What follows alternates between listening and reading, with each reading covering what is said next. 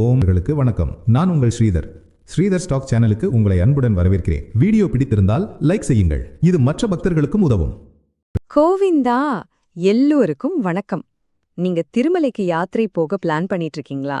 அப்போ இந்த தொகுப்பு கண்டிப்பா உங்களுக்கு தான். இப்போ திருமலையில நிலைமை எப்படி இருக்கு, வரப்போற முக்கியமான விசேஷங்கள் என்ன, உங்க பயணத்தை இன்னும் ஈஸியாக்க என்னென்ன விஷயங்கள் தெரிஞ்சுக்கணும்னு எல்லாத்தையும் நாம இங்க விரிவா பார்க்கலாம். வாங்க, நேத்து அதாவது மார்ச் 9ஆம் தேதி திருமலையில பக்தர்களோட தரிசன விவரங்கள் எப்படி இருந்துச்சு, அப்புறம் வரப்போற மார்ச் 17ஆம் தேதி நடக்க இருக்கிற ரொம்ப முக்கியமான கோவில் ஆழ்வார் திருமஞ்சனம் பத்தியும், திருமலையில ஆஃப்லைன்ல ரூம் புக் பண்றது எப்படின்ற முழு விவரத்தையும் இந்த தொகுப்புல நம்ம பார்க்க போறோம். சரி, இன்னைக்கு நாம என்னென்ன பார்க்க போறோம்னு ஒரு சின்ன ஓவர்வியூ. முதல்ல திருமலையோட தற்போதைய நிலவரம், அப்புறம் கோவில் ஆழ்வார் திருமஞ்சனம்னா என்ன, அதோட முக்கியத்துவம் என்னன்னு பார்க்கலாம். அடுத்ததா தரிசனம் மற்றும் அரை முன்பதிவு பத்தின சில டிப்ஸ், அதோட பக்தர்களுக்கான சில முக்கியமான அறிவுரைகள், கடைசியா நேற்றைய தரிசன விவரங்களோட முடிக்கலாம். வாங்க ஒவ்வொன்னா பாப்போம். சரி, முதல்ல எல்லாருக்கும் வர்ற ஒரு கேள்வி, இப்போ திருமலைக்கு போனா கூட்டம் எப்படி இருக்கும், தர்ஷனத்துக்கு எவ்ளோ நேரம் ஆகும் இல்லையா? வாங்க அதுக்கான பதில்களை முதல்ல பாத்திரலாம். முதல்ல ஒரு முக்கியமான விஷயம், திருமலையில இப்போ பக்தர்களோட கூட்டம் ரொம்பவே அதிகமா இருக்கு. நீங்க வீக்கெண்ட்ல தான் கூட்டம் இருக்கும்னு நினைக்காதீங்க, சாதாரண நாட்கள்ல கூட கூட்டம் ஜாஸ்தியா இருக்கு. அதனால நீங்க உங்க ட்ரிப் பிளான் பண்ணும்போது இதை கண்டிப்பா மனசுல வச்சுக்கோங்க. 12 மணி நேரம், ஆமாங்க, நீங்க சரியாதான் கேட்டீங்க.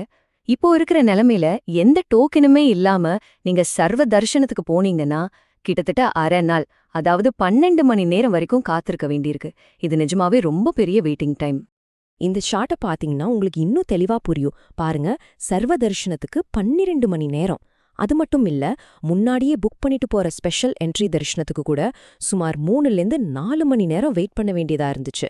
அதே மாதிரி எஸ்எஸ்டி டோக்கன் வாங்கினவங்களுக்கு கிட்டத்தட்ட 6 மணி நேரம் ஆயிருக்கு. ஓகே, இப்போ இருக்கிற கூட்ட நெரிசல் பத்தி பார்த்தோம். அடுத்ததா திருமலையில நடக்க போற ஒரு ரொம்ப ரொம்ப முக்கியமான ஒரு தெய்வீகமான நிகழ்வை பத்தி தெரிஞ்சுக்கலாம். அதுதான் கோவில் ஆழ்வார் திருமஞ்சனம். வாங்க, அது என்ன, அதோட சிறப்பு என்னன்னு பார்க்கலாம். கோவில் ஆழ்வார் திருமஞ்சனம் இது என்னன்னா, இது ஒரு பாரம்பரியமான கோயில் சுத்தம் செய்யற ஒரு வைபவம். வருஷத்துக்கு 4 தடவை இதை நடத்துவாங்க. எப்போலான்னு பாத்தீங்கன்னா உகாதி, ஆனிவார ஆஸ்தானம், வைகுண்ட ஏகாதசி, அப்புறம் பிரம்மோற்சவம் மாதிரி பெரிய பண்டிகைகளுக்கு முன்னாடி இதை செய்வாங்க. மூலவர் சன்னதியிலிருந்து கோயில் முழுசையும் நறுமண பொருட்கள் வச்சு சுத்தம் செய்யற ஒரு அற்புதமான சடங்கு இது. குறிப்பா வரப்போற மார்ச் 17ஆம் தேதி, அதாவது செவ்வாய்க்கிழமை, உகாதி பண்டிகையை முன்னிட்டு இந்த திருமஞ்சனம் நடக்க போகுது. அதனால அன்னைக்கு காலையில 6 மணிலிருந்து 11 மணி வரைக்கும் இந்த தூய்மை பணிகள் நடக்கும். இதனால என்ன ஆகும்னா, பக்தர்கள் தரிசனத்துக்கு மதியம் 12 மணிக்கு மேலதான் அனுமதிக்கப்படுவாங்க. சோ நீங்க அன்னைக்கு போற மாதிரி பிளான் இருந்தா இந்த நேரத்தை கண்டிப்பா நோட் பண்ணிக்கோங்க. சரி, இந்த கோவில் திருமஞ்சனம் நடக்கிறதால தரிசன நேரங்கள்ல சில முக்கியமான மாற்றங்கள் செஞ்சிருக்காங்க. சில தரிசனங்களை ரத்து கூட பண்ணிருக்காங்க.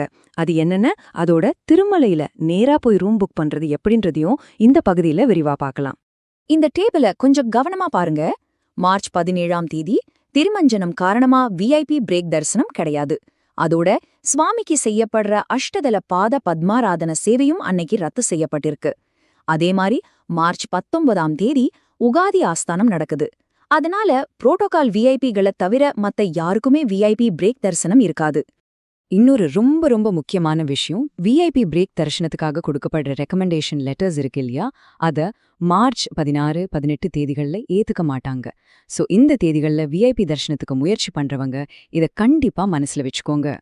சரி, இப்போ ஆன்லைன்ல ரூம் கிடைக்காதவங்களுக்காக திருமலையில நேரா போய் எப்படி ரூம் புக் பண்றதுன்னு ஸ்டெப் பை ஸ்டெப்பா பார்க்கலாம்.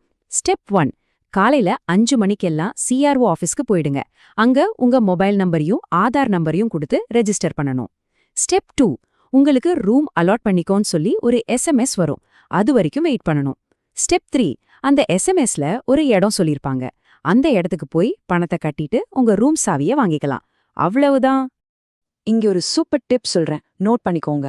உங்களுக்கு சீக்கிரமா ரூம் கிடைக்கணும்னா முடிஞ்ச வரைக்கும் காலையில 8 மணிக்கு முன்னாடியே போய் ரெஜிஸ்டர் பண்ணிடுங்க. அப்படி பண்ணீங்கன்னா ஒரு 1-1.5 மணி நேரத்துல ரூம் கிடைச்சிடும். நீங்க லேட்டா போக போக வெயிட்டிங் டைம் அதிகமாகிட்டே போகும். மதியத்துக்கு மேல போனா ரூம் கிடைக்கிறதே ரொம்ப கஷ்டம். ஓகே, இதுவரைக்கும் நாம நிறைய விஷயங்கள் பார்த்தோம். இதையெல்லாம் வச்சு திருமலைக்கு வர பக்தர்களுக்கான சில முக்கியமான அறிவுரைகளை இப்போ தொகுத்து பார்க்கலாம். இது உங்க பயணத்தை இன்னும் சுலபமாக்கும். சில விஷயங்களை மறக்காம ஞாபகம் வச்சுக்கோங்க. 1, ரூம் வாங்கணும்னா குறைஞ்சது 2 பேராவது இருக்கணும். 2வது, ஒருவேளை உங்களுக்கு ரூம் கிடைக்கலனாலும் கவலையப்படாதீங்க. பிஏசி 1, 2, 3 அப்புறம் வெங்கடாத்ரி நிலையத்துல இருக்கிற புது பிஏசி 5ல இலவச லாக்கர் வசதி இருக்கு. இது மட்டும் இல்லாம பத்மநாபா மாதவ நிலையத்திலயும் இந்த வசதி இருக்கு. அதனால இந்த நீண்ட வெயிட்டிங் டைம், தரிசன மாற்றங்கள் எல்லாத்தையும் மனசுல வச்சு உங்க பயணத்தை சரியா திட்டமிடுங்க. சரி, இப்போ எல்லா முக்கியமான அப்டேட்ஸும் பார்த்தாச்சு.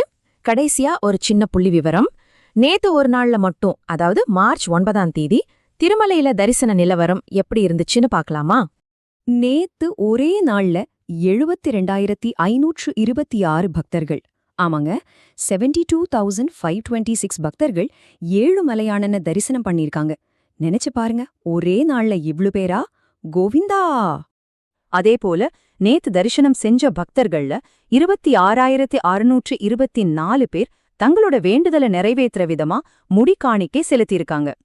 அதே மாதிரி உண்டியல் காணிக்கை எவ்ளோன்னு பாத்தீங்கன்னா, நேத்து ஒரு நாள்ல மட்டும் 4,41,00,000 ரூபாய் பக்தர்கள் காணிக்கையா செலுத்தியிருக்காங்க. நேற்றைய நிலவரப்படி சர்வ தரிசனத்துக்காக பக்தர்கள் காத்திருக்கிற வைகுண்டம் காம்ப்ளெக்ஸ்ல மொத்தம் 22 அறைகள் முழுமையா நிரம்பியிருந்துச்சு. ஆக இந்த எல்லா தகவல்களையும் மனசுல வச்சுக்கிட்டு நீங்க சரியா பிளான் பண்ணி உங்க பயணத்தை ஆரம்பிச்சிங்கன்னா எந்த ஒரு சிரமமும் இல்லாம ரொம்ப மனநிறைவோட ஏழுமலையானோட அருளை பெற்று ஒரு ஆசீர்வதிக்கப்பட்ட அமைதியான தர்சனத்தை உங்களால நிச்சயம் பெற முடியும். இந்த தகவல்கள் எல்லாம் உங்க திருமலை யாத்திரைக்கு ரொம்பவே உதவியா இருக்கும்னு நம்புறோம். இது மாதிரி வேற என்னென்ன விவரங்கள் நீங்க தெரிஞ்சுக்க விரும்புறீங்கன்றத மறக்காம கமெண்ட்ல சொல்லுங்க. உங்க எல்லோருடைய பயணமும் ரொம்ப சிறப்பா அமையணும்னு அந்த ஏழுமலையானனை வேண்டிக்கிறோம். கோவிந்தா கோவிந்தா!